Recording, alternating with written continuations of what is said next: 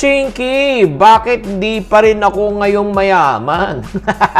Naitanong mo na ba to sa sarili mo hanggang ngayon kahit anong pagod, kayod ay wala pa rin nangyayari? Kung gusto malaman kung ano ba talagang tunay na dahilan kung di ka pa umuunlad, nako, tune in, don't tune out! Videos that will make you wealthy and debt-free.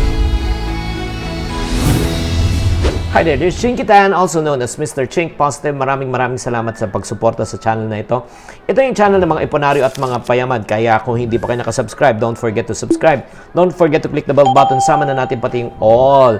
Pag may mga bagong video ay mapapanood nyo po kaagad. Okay, pag-usapan na po natin yung pagyaman. Marami talagang gustong yumaman, pero hindi naman lahat nagtatagumpay. Dahil konti lang talaga itong concern. Willing na baguhin po ang kanilang mga sinatawag na bad habits na pumipigil po sa kanila na pagtupad na kanilang pangarap. So, kung gusto mo talaga, seryoso ka talaga na yumaman, okay? Ito yung 10, okay? 10 ugali na kailangan po natin iwasan at alisin. Ano po itong 10 ugali na ito? Number 1, pagsusugal, gambling. Yan. Alam mo, self-made millionaires don't pursue yung tinatawag na get-rich-quick scheme. Diba? Hindi po yung pangarap nila talaga yung yumaman agad. Alam po nila kasi walang shortcut po talaga sa tagumpay. Lahat po talaga ay dadaan muna sa pagsubok at paghihirap. Yes, alam ko. May iniisip ka naman. Chinky, matagal na kaming sinusubukan. Matagal na kami naghihirap. Yes, I know that for a fact. However, ito lang ang katotohanan. Pag ikaw gusto mong biglang yaman at madalis yumaman, imbis na kumita ka, mas lalo pang mawawala ang pera.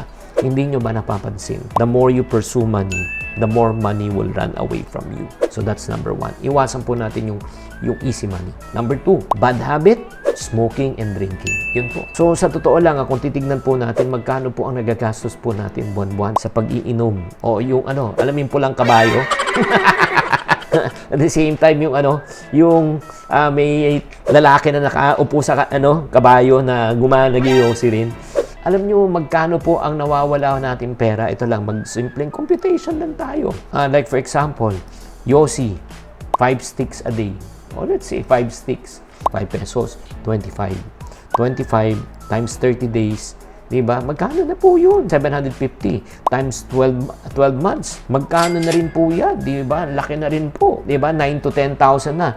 10,000 times mo ng number of years. So, magkano na po dapat na iipon po natin sa pag-iyosi pa lang? Ganun din po sa pag-iinom. Diba? Mahina na po yung 50.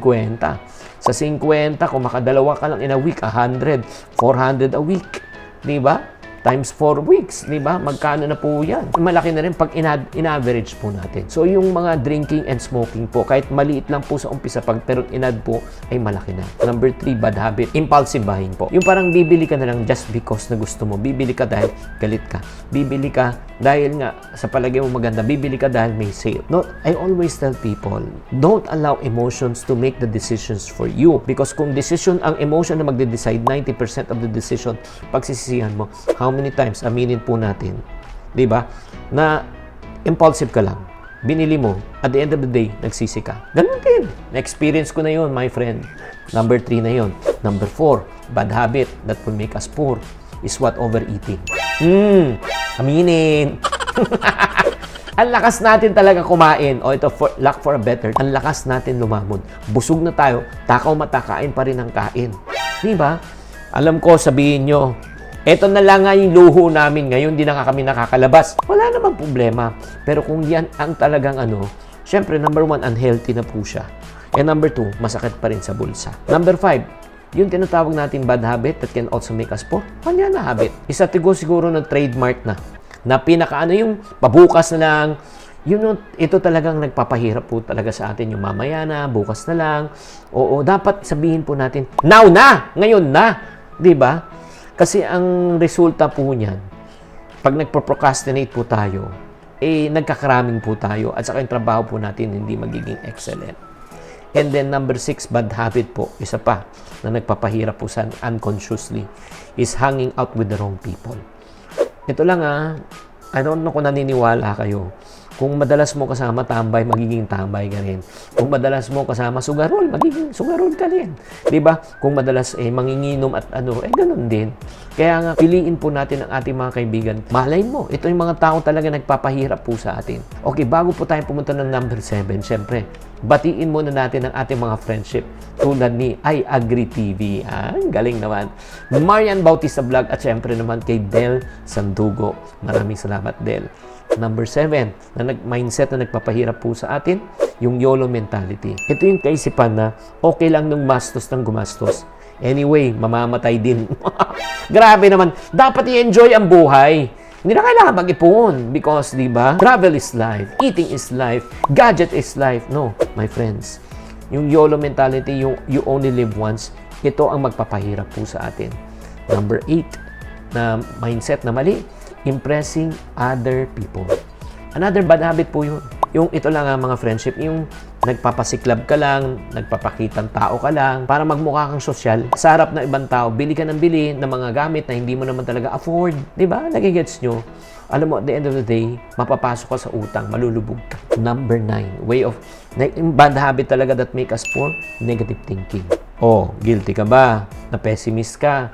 Iniisip mo parati na malulugi ka? Iniisip mo na walang mangyayari? Iniisip mo na hindi mo kaya? Iniisip mo na hindi magiging magandang resulta? Naku, pag yan ang way of thinking mo, definitely, maghihirap ka.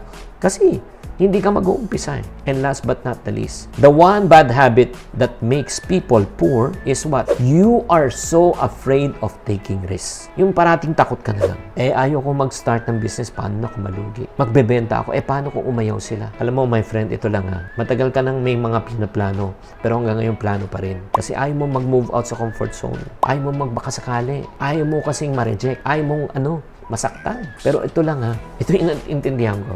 Walang taong magiging matagumpay hanggat di sumubok. You will never learn how to drive until such time you drive. You will never learn how to swim until such time you jump into a pool. Tama? Tama! Ikaw na, friendship. Kung makikita mo, itong from 1 to 10 na minention ko, isa-isayin natin. Ano yung bad habit na meron ka? Is it gambling, smoking, drinking, or if not, shopping, overeating, manyana habit, tsaka na lang. Yung mga barkada mo, masamang barkada, nag-influence sa'yo. Yung YOLO mentality mo. Number 8, yung hilig mo magyabang at magpasiklab. Number 9, negative thinking. Or number 10, afraid of taking risks. Saan dito sa 10, I want you to put in the comment section from 1 to 10, ilan ang tama sa'yo. Mag-comment ka para malaman po na talaga natin kung ikaw ay pwede pang yumaman. Diba? Payaman ka ba o pahirap? Kaya I hope that you are enlightened with this. At kapag ikaw ay na-enlighten na, my friends, ano kailangan mo gawin? It's time for you to do something. It's time for you to take action. Huwag lang tayong plano ng plano na walang ginagawa.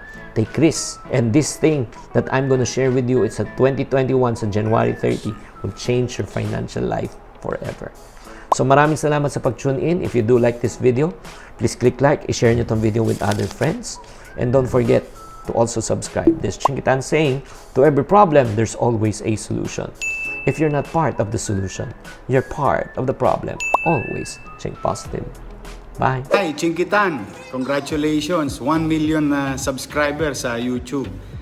Thank you for helping and redirecting the mindset of our people in savings and how to be practical sa pamumuhay, yung mga binibigay na guidance at tips para sa ating mga kababayan, lalo na sa panahon ngayon ng pandemya na alam natin maraming nahihirapan nating mga kababayan. Again, congratulations and please keep safe. And to all your viewers, please mag-iingat kayo at kailangan yung pagmalasakitan ng inyong sarili, pangalagaan at ingatan para nyo na rin pinagmalasakitan ang inyong mga mahal sa buhay na naghihintay sa loob ng inyong kani-kaniyang tahanan. Please continue and I hope the next time na babatiin kita, 10 million subscriber na ang iyong YouTube channel. Keep safe. God bless you all. Thank you for watching. If you want to keep on growing and to stay inspired, subscribe and hit the bell button to get notified.